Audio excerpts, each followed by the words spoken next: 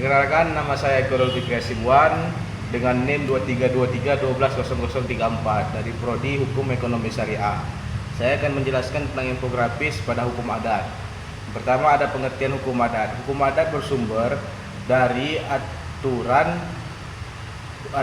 hukum tidak tertulis yang bertumbuh dan berkembang dan dipertahankan dengan kesadaran hukum pada masyarakat. Yang kedua, ada perbedaan hukum adat dan hukum positif, di mana hukum adat dan hukum positif adalah hukum yang bersumber dari kebiasaan, dari tradisi yang hidup dan berkembang dalam masyarakat secara turun-menurun. Hukum positif itu seperti hukum perundang-undangan yang dibuat oleh lembaga resmi negara. Yang ketiga, ada sumber pada hukum adat. Sumber hukum adat adalah asal atau dasar dari mana hukum itu muncul dan berkembang, yang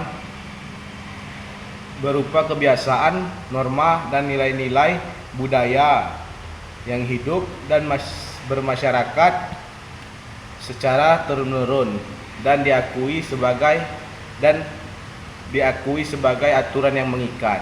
Dan itu ada juga contoh hukum adat yang keempat, di mana hukum adat pada Batak. Hukum adat pada Batak itu dikenal yang tidak boleh menikahi sesama marga, di mana sesama marga itu karena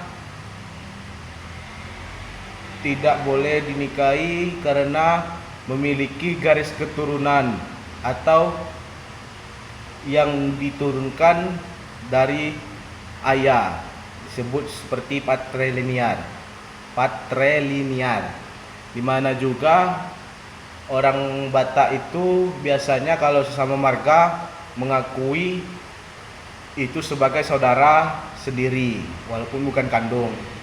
Dan juga ada 5, perkembangan hukum adat di era modern, di mana perkembangan hukum adat di era modern ini tradisi yang memiliki peran penting terutama dalam mengatur berbagai kehidupan masyarakat atau alat yang masih menjunjung tinggi nilai-nilai tradisional untuk menyelesaikan suatu masalah.